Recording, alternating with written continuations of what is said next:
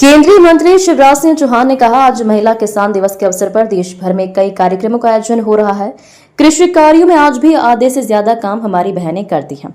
अलग अलग क्षेत्रों में बहनों को ट्रेनिंग देकर प्रधानमंत्री मोदी के नेतृत्व में काम किया जा रहा है। 2 करोड़ लखपति दीदी बन चुकी हैं। अब 3 करोड़ लखपति दीदी बनाने का लक्ष्य है। आज महिला किसान दिवस है और इस दिन पूरे देश में कई कार्यक्रमों का आयोजन हो रहा है। हमारा देश गांव का देश है अपना हिंदुस्तान कहां, वो बसा हमारे गांव में।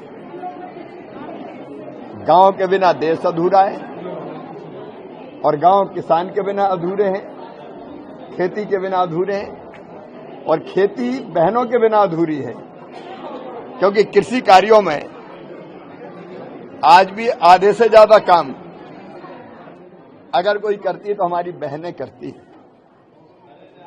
कृषि हो, पशुपालन हो, परिवार की गाड़ी बहनों की मेहनत से चलती है। लेकिन अब केवल परंपरागत काम नहीं,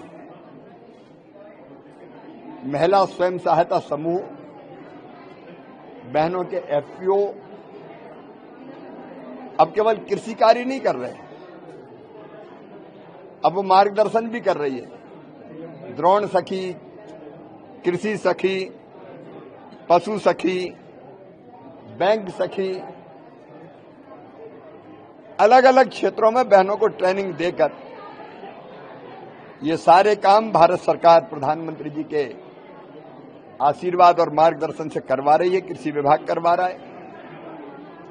उसके अलावा बहनें अलग अलग चीजें कैसे बनाएं, तो वो प्रोसेसिंग के काम में भी जुटी। अब केवल बड़ी पापड़ अचार नहीं बनाती,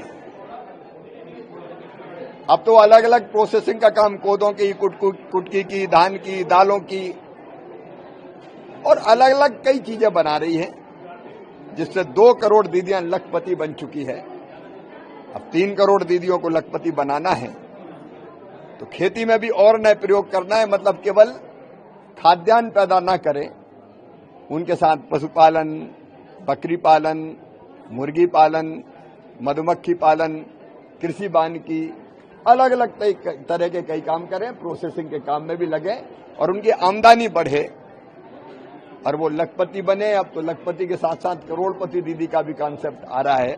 कई एफपीओ करोड़पति हो चुके हैं और इसलिए क्योंकि खेती बिना महिलाओं की अधूरी, ये महिला किसान दिवस है। क्योंकि किसान की बात करते हैं तो केवल पुरुषों की छवि उभरती है, लेकिन बहनों का योगदान भी बहुत अमूल्य है और ज्यादा है पुरुषों से। इसलिए उनको सम्मानित करने के लिए, उनके कामों को सम्मानित करने के लिए दिन मनाया। कितनी दी जा रही है उपकरणों और अलग अलग, वो अलग अलग कई योजनाएं।